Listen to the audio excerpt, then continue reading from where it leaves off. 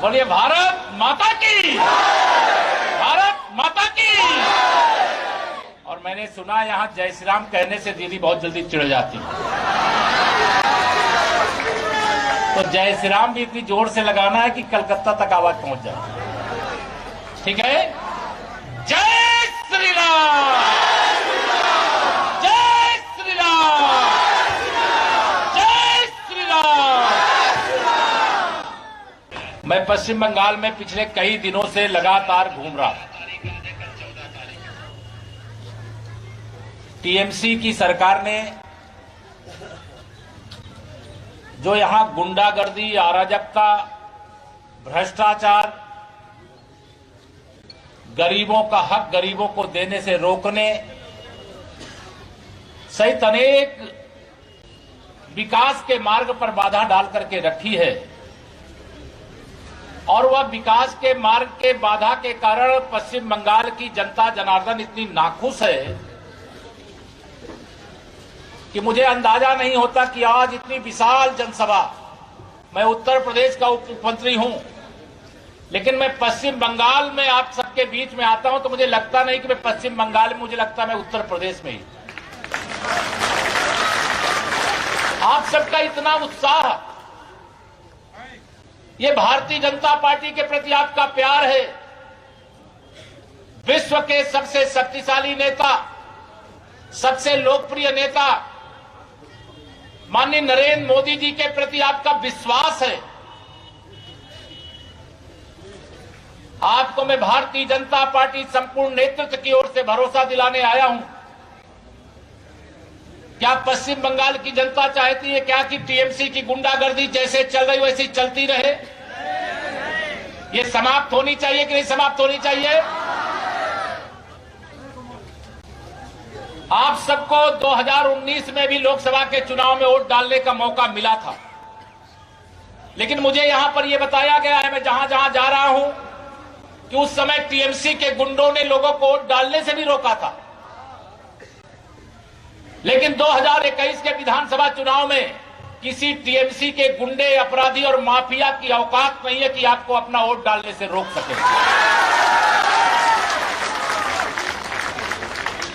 लोकतंत्र पर हम विश्वास करते हैं, और लोकतंत्र का सच्चा मालिक जो होता है, असली मालिक जो होता है, वो इस देश की जनता होती है। इस देश के नौजवान, किसान, मजदूर, माताएं, बहनें, जो यहां पर उपस्थित जनसैलाब है, चाहे किसान हो चाहे मजदूर हो। लोकतंत्र के मालिक आप हैं। हर 5 वर्ष में चुनाव आते हैं, और चुनाव के समय जो सरकार नहीं अच्छी लगती, अगर आप बदलना चाहें तो उसे बदल सकते हैं, लेकिन सत्ता का दुरुपयोग करना, राजनीति का अपराधीकरण करना, जैसे पश्चिम बंगाल में एक अभ्यास बन गया है, आदत बन गई है। मैं आप सब लोगों से अपील करने के लिए आया हूं। आपने कांग्रेस का शासन भी पश्चिम बंगाल में देखा है, कम्युनिस्टों का शासन भी देखा है, और 10 वर्षों से टीएमसी की गुंडागर्दी, भ्रष्टाचार और अराजकता भी देख रहे हैं। सबको अवसर आपने दिया है। एक अवसर भारतीय जनता पार्टी को मिलना चाहिए कि नहीं मिलना चाहिए? तो अब जब आप एक अवसर देने की बात आएगी और कोई टीएमसी का गुंडा आपको डराएगा, तो आप डर तो नहीं जाओगे?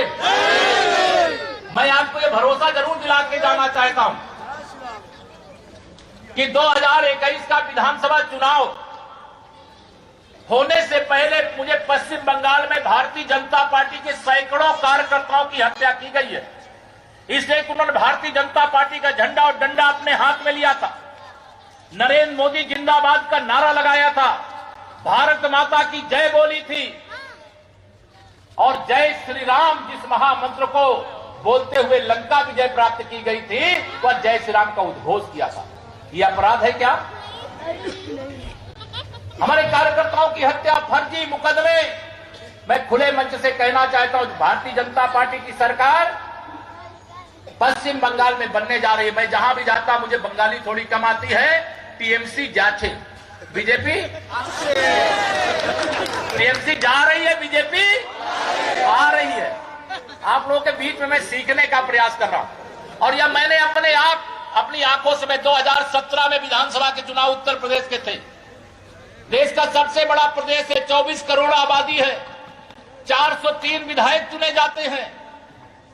वहां पर भी चुनाव था, हमारी पार्टी वहां पर छोटी थी, लेकिन गुंडागर्दी, अराजकता, माफियागिरी का जवाब देने के लिए जब जनता एकजुट हो जाती है तो कोई सत्ता उसके सामने टिक नहीं पाती है।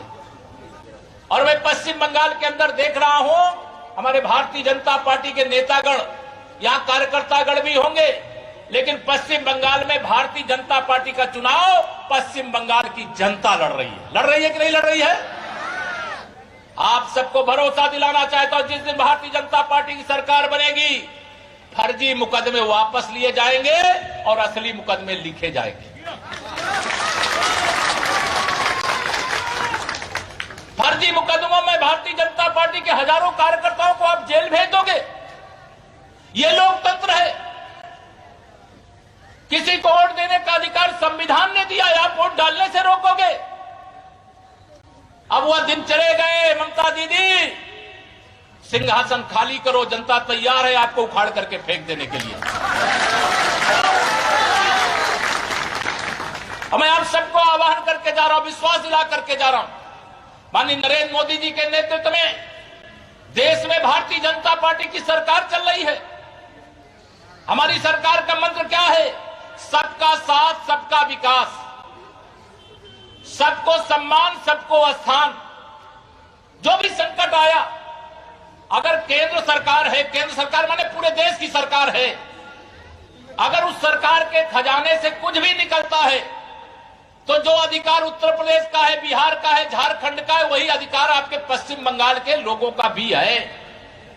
लेकिन ममता दीदी जी, आपको इस सवाल का जवाब देना होगा। मेरे यूपी के किसानों को, एक एक किसान को, किसी के पास एक बिस्वा जमीन रही हो, 1 बीघे रही हो, कागज में अगर किसान के नाम पर कोई भी खाता दर्ज है, तो जब से प्रधानमंत्री किसान सम्मान निधि चालू हुई है, एक एक किसान के खाते में 18-18 हजार रुपया उत्तर प्रदेश में पहुंच चुका है। बताइए ममता बनर्जी जी, पश्चिम बंगाल के 74 लाख किसानों ने क्या अपराध किया था? देश के खजाने पर देश का अधिकार होता है, उसमें पश्चिम बंगाल के किसानों का भी अधिकार था। अगर किसानों के खाते में 18-18 हजार रुपए अब तक पहुंच गए होते तो आपको क्या परेशानी हो जाती?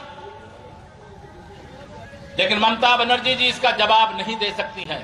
लेकिन मैं आप सबको बता करके जा रहा हूं सभा के माध्यम से, आप सभी के आशीर्वाद से, आप सभी के समर्थन से भारतीय जनता पार्टी की सरकार पश्चिम बंगाल में बनने जा रही है।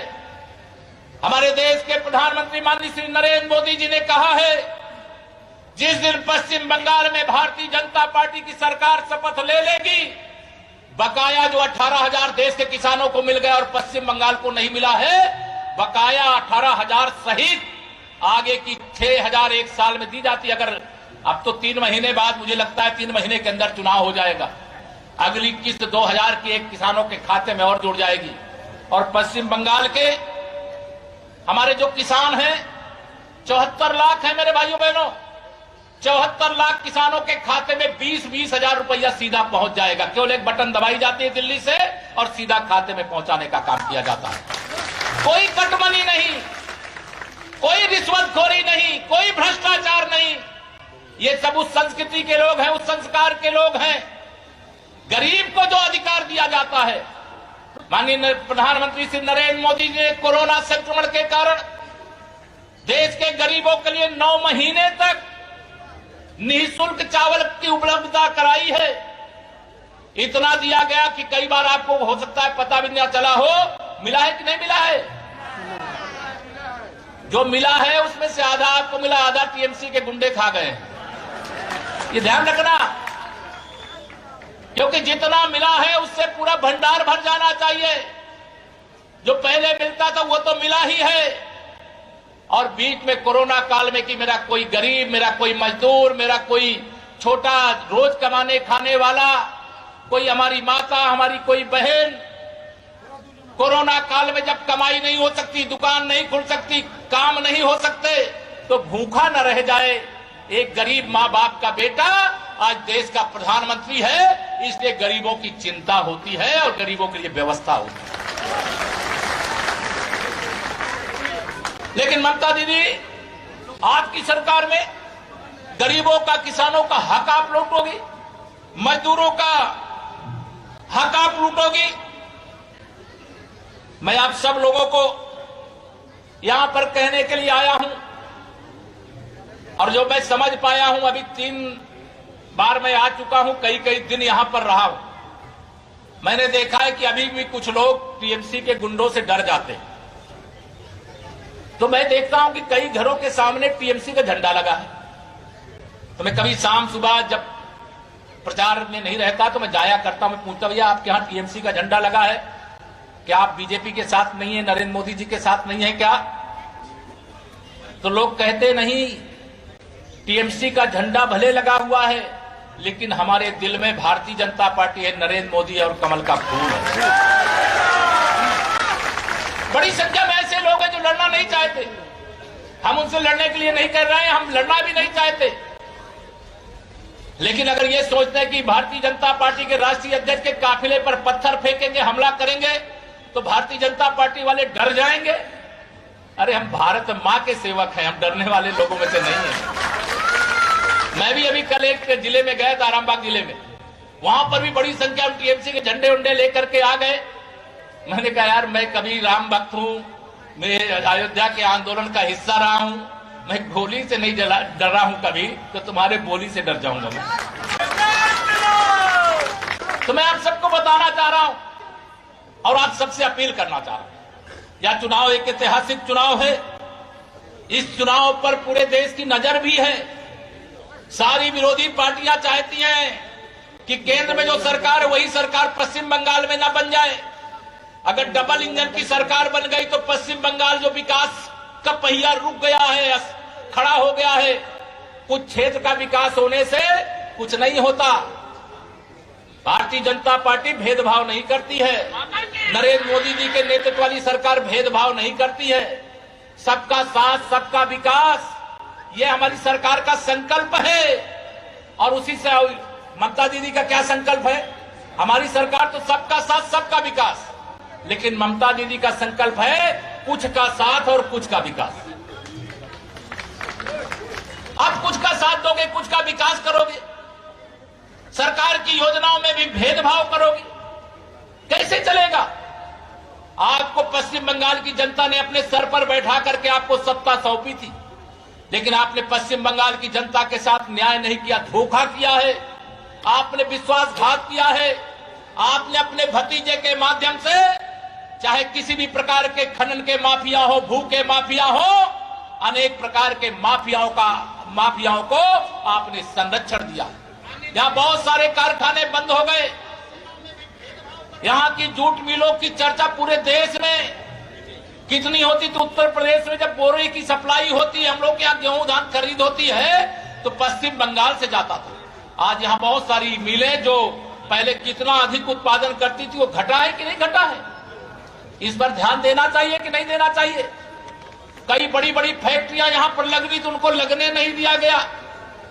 हम उत्तर प्रदेश से आते, उत्तर प्रदेश में मेरे भाइयों बहनों ऐसी ही स्थिति थी।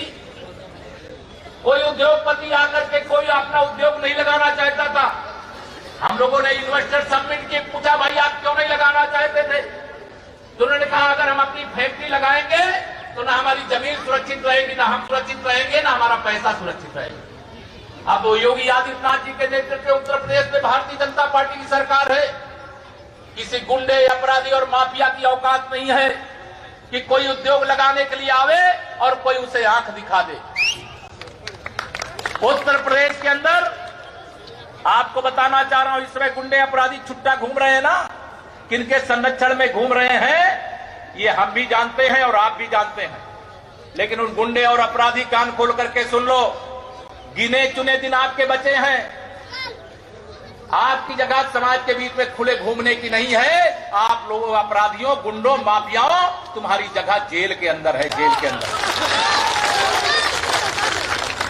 और जिस दिन भारतीय जनता पार्टी की सरकार बनेगी, आपको भरोसा दिला करके जा रहा हूं, गुंडागर्दी नहीं रहेगी, अमन चैन का शासन होगा। जेल के अंदर गुंडे, अपराधी, माफिया होंगे, इतना सख्त प्रशासन होगा, ये आपको भरोसा दिला करके जा रहा है। और नरेंद्र मोदी जी जैसा नेता विश्व के पास नहीं, विश्व के दुनिया के किसी देश के पास नहीं, लेकिन आप सबके आशीर्वाद से 2019 का लोकसभा चुनाव हुआ, 18 सांसद हमारे जीत करके आप सबके आशीर्वाद से यहां गए। अगर बेईमानी होती नहीं होती तो ये 18 रहते कि 36 हो जाते, बताओ? 36। अगर बेईमानी नहीं की जाती तो 18 की जगह 36 सांसद मोदी जी के सेना के सैनिक के रूप में पश्चिम बंगाल के हितों की लड़ाई लड़ते और पश्चिम बंगाल की जनता का अधिकार वहां से ला करके दिलाने का काम करते। लेकिन ममता दीदी को यह बर्दाश्त नहीं है, टीएमसी को यह बर्दाश्त नहीं है। लेकिन अब जनता जाग चुकी, अपने अधिकार को जान चुकी, सबको अपने अवसर दे दिया है। एक अवसर भारतीय जनता पार्टी को देने की आप सब लोगों के बीच में अपील करने के लिए आया हूं, प्रार्थना करने के लिए आया हूं। अभी चुनाव तक लगातार मैं यहां रहूंगा और चुनाव के बाद भी हमारे पार्टी के सब पदाधिकारी और आप सब चाहेंगे तो मैं जरूर से जरूर आऊंगा। लेकिन आप सबसे निवेदन करके जा रहा हूं, और मैं जानता हूं यहां कांग्रेस कम्युनिस्ट का कहीं अता पता इस समय नहीं है, लेकिन टीएमसी के प्रत्याशियों की जमानत नहीं बचनी चाहिए। संदेश दीजिए, और ये ताकत आपके हाथ में है, क्योंकि वोट देने का अधिकार जो ममता दीदी को है, उनके भतीजे को है, और जो वोट की गिनती उनकी होती है, वही वोट की ताकत और वही वोट की गिनती आपकी भी होने वाली है। और मैं पश्चिम बंगाल का माहौल देख रहा हूं, और इस माहौल के आधार पर मैं कह सकता हूं, उत्तर प्रदेश में हम कहते हैं कि भगवान या मां जब देती है तो छप्पर फाड़ करके देती है। जब मैं 2017 का विधानसभा चुनाव लड़ रहा था, उस समय हमारे 40 विधायक थे मेरे भाइयों बहनों।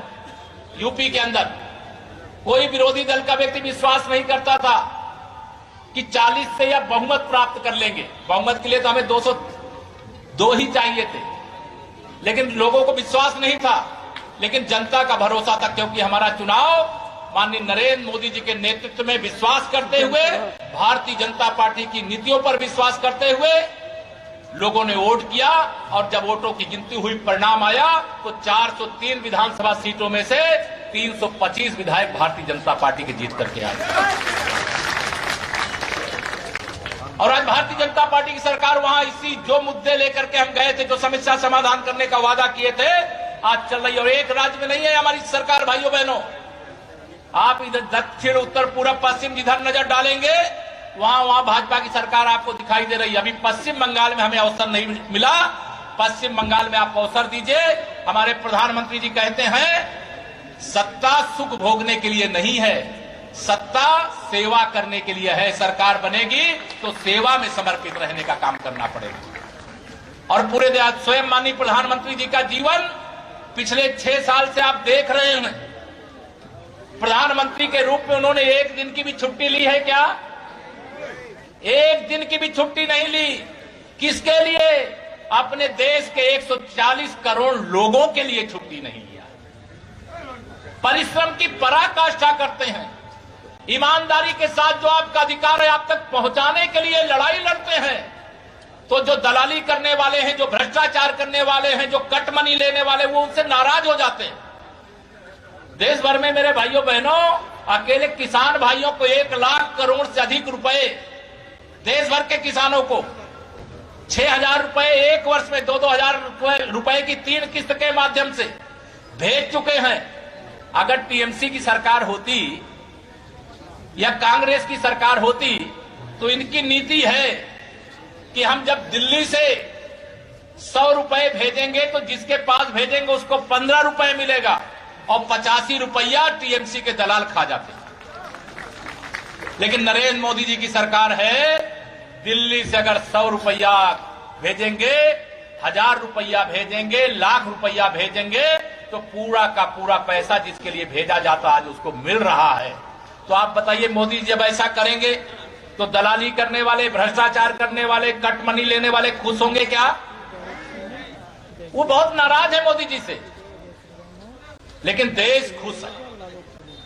इसलिए मैं एक नारा लगा करके आपके बीच में जा रहा हूं, और जो मैं अपने विश्वास के साथ लगा के जा रहा हूं कि हम उत्तर प्रदेश के अंदर एक नारा लगाए थे कि 100 में 60% हमारा है, 100 में से 60% हमारा है, बाकी में बंटवारा है। जो 40% बचा है तमाम जो राजनीतिक, बाकी में बंटवारा है, और जो बंटवारा है उसमें भी हमारा है। तो 100 में 60 हमारा है, बाकी में बंटवारा है, बंटवारे में भी हमारा है। यह संकल्प सफल बनाने के लिए, भारतीय जनता पार्टी की सरकार को बनाने के लिए, भारतीय जनता पार्टी के जो भी प्रत्याशी आएंगे, जो भी चुनाव लड़ेंगे, दीदी इस समय मैं देखता हूं कहती भाजपा के लोग जो है दूसरे प्रदेशों से आए हुए हैं। दीदी, अगर तुम्हारी पार्टी राष्ट्रीय स्तर की नहीं है तो भारतीय जनता पार्टी टीएमसी को राष्ट्रीय स्तर की पार्टी नहीं बनाएगी। अगर तुम्हारे पास देश भर में कार्यकर्ता और नेता नहीं है तो ये भाजपा का दोष है कि टीएमसी का दोष है? बताइए। आप सबको बताना चाहता हूं, पश्चिम बंगाल के चुनाव होंगे, जो मुख्यमंत्री होगा पश्चिम बंगाल से होगा, जो विधायक होंगे वो पश्चिम बंगाल के होंगे। लेकिन गरीब, सबका साथ, सबका विकास, सबका विश्वास, सबको सम्मान, सबको स्थान देते हुए हम पश्चिम बंगाल को विकास के पथ पर आगे ले जाना चाहते। देश विकास कर रहा हो और पश्चिम बंगाल अगर विकास से पीछे छूट रहा हो, ये कैसे बर्दाश्त किया जा सकता है? आज मैं इसी विधानसभा क्षेत्र के बोलने में गया था, अभी भी लोग कच्चे मकानों में रह रहे हैं। उत्तर प्रदेश में करोड़ों परिवारों को हम लोगों ने, हमारी सरकार है वहां, गुजरात में हमारी सरकार, मध्य प्रदेश में हमारी सरकार है, हरियाणा में हमारी सरकार है, हिमाचल में हमारी सरकार है, उत्तराखंड में हमारी, तो देश के अधिकांश राज्यों में सरकार है।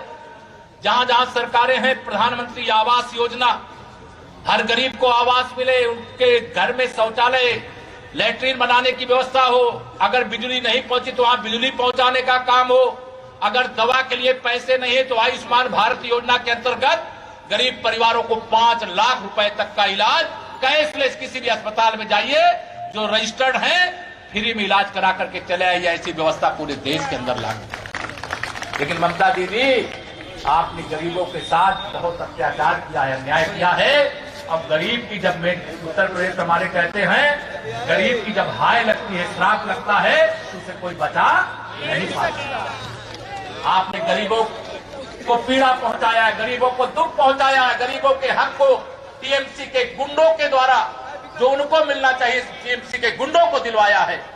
इसलिए मैं आप सब लोगों को आज यहां पर आह्वान अपील करके जा रहा हूं, आप सब तैयार हो। 2021 में भाजपा की सरकार पश्चिम बंगाल में बननी चाहिए कि नहीं बननी चाहिए? सभी लोग बता दीजिए, मैं सबसे निवेदन कर रहा हूं, दोनों हाथ उठा करके बताइए। पूरा समर्थन है? मुझे पूरा विश्वास है, मैं माननीय प्रधानमंत्री नरेंद्र मोदी जी को, अपने गृह मंत्री माननीय अमित शाह जी को और अपने राष्ट्रीय अध्यक्ष आदरणीय जेपी नड्डा जी को यह बताऊंगा कि मैं आप सबके बीच में गया था और आप सबने आशीर्वाद दिया है। आप सबने आशीर्वाद नहीं दिया होता मेरे भाइयों बहनों, तो जो भारतीय जनसंघ से भारतीय जनता पार्टी बनी है, जिसके प्रथम अध्यक्ष के रूप में डॉक्टर श्यामा प्रसाद मुखर्जी जी ने नेतृत्व किया था और जम्मू कश्मीर गए थे और उन्होंने कहा था एक देश में दो निशान, दो विधान, दो प्रधान, दो प्रकार के झंडे, देश का एक ही झंडा होगा तिरंगा, देश का एक ही संविधान होगा जो भारत का संविधान, देश का एक ही प्रधानमंत्री होगा जैसे वर्तमान में नरेंद्र मोदी जी हैं, पहले जो अनेक प्रधानमंत्री। लेकिन जम्मू कश्मीर में धारा 370 और 35A के कारण ये व्यवस्था नहीं लागू थी। मैं डॉक्टर श्यामा प्रसाद मुखर्जी जी को नमन करता हूं, पूरी भारतीय जनता पार्टी परिवार, डॉक्टर श्यामा प्रसाद मुखर्जी जी इसी पश्चिम बंगाल की धरती के थे, उनके सपनों को पूर्ण करके उनको श्रद्धांजलि अर्पित किया गया और धारा 370 विदा हो गई, सदा सदा के विदा हो गई। अब आप लोग भी वहां, पहले तो देश के राष्ट्रपति भी 1 इंच जमीन नहीं खरीद सकते थे, लेकिन अब तो पश्चिम बंगाल के लोग भी 1 इंच नहीं, पूरा का पूरा गांव खरीद सकते हैं, इतनी व्यवस्था हो गई। अब कोई समस्या नहीं। ये सारी जो समस्याएं थी, उन समस्याओं को धीरे धीरे करके जड़ से मिटाया जा रहा है।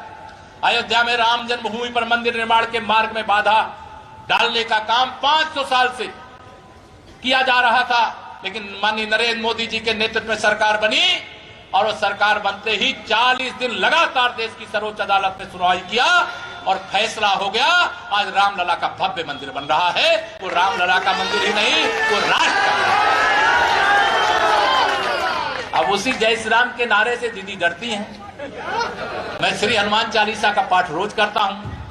उसमें एक आप में से कोई करता होगा तो मालूम होगा कि भूत पिशाच निकट नहीं आवे, महावीर जब नाम सुनावे। लेकिन मैं आपको आजकल देख रहा हूं पश्चिम बंगाल में टीएमसी के गुंडे, अपराधी, दीदी, भतीजे कोई नजर नहीं आवे, जय श्री राम जब नाम सुनावे। इस चुनाव का महामंत्र बन गया है। आजादी का महामंत्र तो वंदे मातरम था, लेकिन पश्चिम बंगाल के विधानसभा चुनाव का महामंत्र जय श्री राम। आप जय श्री राम लगा दीजिए। पहले तो मैं देख रहा था, मैं आया नहीं था, एक दिन देखा किसी कार्यकर्ता ने जय श्री राम लगा दिया। दीदी बड़ी तेजी से गाड़ी से उतरी, कौन जय श्री राम का नारा लगा रहा है? मैंने सोचा जय श्री राम से इनको क्यों नाराजगी हो रही है। लेकिन अब बदल बदल करके, कल स्वामी विवेकानंद जी की जयंती थी, पहले ये जयंती नहीं मनाती थी। हम लोग तो जब से जानते, जब से हमारी समझ है, हम ही नहीं, हमारे पिताजी, हमारे बड़े बुजुर्ग, और केवल पश्चिम बंगाल में नहीं, पूरे देश में नहीं, पूरी दुनिया में स्वामी विवेकानंद जी की जयंती मनाई जाती, राष्ट्रीय युवा दिवस के रूप में मनाया जाता है। लेकिन अब दीदी थोड़ा सा गिरगिट की तरह रंग बदलने का काम कर रही है। पहले मनाती थी क्या टीएमसी वाले? कभी स्वामी विवेकानंद जी की जयंती मनाती थी क्या? नहीं मना सकते। अब स्वामी विवेकानंद जी के रास्ते पर देश चल पड़ा, लेकिन पश्चिम बंगाल क्यों नहीं चलने पाया? क्योंकि सरकारें यहां पर ऐसी रही। पश्चिम स्वामी विवेकानंद जी के बताए रास्ते पर चलने से हमारा देश और हमारा पश्चिम बंगाल किस प्रकार से आगे बढ़ सकता है, उस जो लोग पढ़े हैं, क्योंकि आप सबको मैं अगर कुछ स्वामी जी के बारे में बताऊंगा तो लगेगा मैं सूर्यदेव को दीपक दिखाने की कोशिश कर रहा हूं, लेकिन आप सब जानते हैं। इसलिए आप सबसे आह्वान करना चाहते हो, हमारे यहाँ कोई भेदभाव नहीं है, हमारे यहाँ सबका साथ सबका विकास है, और दीदी के यहाँ कुछ का साथ और कुछ का विकास है। मैं आप सबको आज अपील करना चाहता हूं, बाकी तो कहीं दिखाई नहीं दे रहे हैं जो दूसरे विरोधी दल हैं, लेकिन टीएमसी से भारतीय जनता पार्टी की लड़ाई खुलेआम है, और मेरा विश्वास है, हमारे नेतृत्व का विश्वास है, इस बार पश्चिम बंगाल में भारतीय जनता पार्टी के पक्ष में हवा नहीं, आंधी नहीं, तूफान नहीं, सुनामी चल रही है। इसे 200 से अधिक सीटें भारतीय जनता पार्टी पश्चिम बंगाल में जरूर जीतेगी। जीतेगी कि नहीं जीतेगी बता दीजिए आप लोग। और कमल का फूल खिलेगा, और कमल के फूल में कौन बैठता है? माता लक्ष्मी जी बैठती हैं, और पश्चिम बंगाल के लिए लक्ष्मी जी की जरूरत है, पैसे की जरूरत है। तो कमल का फूल खिलाने के लिए मैं आप सबसे यहां पर निवेदन करूंगा कि 2021 के इस विधानसभा चुनाव में अपने लिए ही नहीं, आने वाली पीढ़ियों के लिए भी अब पश्चिम बंगाल बदलने के लिए तैयार है, किसी गुंडे अपराधी से डरने के लिए नहीं तैयार है। जो पुलिस का इन्होंने बुरी तरह से टीएमसीकरण किया है, अपराधियों को राजनीति के अंदर दादा बना दिया, गुंडा बना दिया है, उन सबको यह संदेश है भारतीय जनता पार्टी की ओर से, जो गुंडे अपराधी वो सुधर जाएं, क्योंकि अब ज्यादा दिन उनके लिए बचे नहीं है। आप सब लोगों से यह निवेदन करता हूं कि आने वाले विधानसभा चुनाव में जाइएगा सब कुछ भूल, याद रखिएगा 56 इंच के सीने वाले नरेंद्र मोदी जी को और कमल का फूल। इसी के साथ मैं देता हूं अपनी वाणी को विराम, और कलकत्ता तक एक बार फिर तेजी से बोलिए, तेजी से बोलिएगा, कलकत्ता तक, दीदी तक पहुंच जाए मेरी वाणी के विराम के साथ। बोलिए सभी लोग एक साथ मिलकर के, जय श्री राम।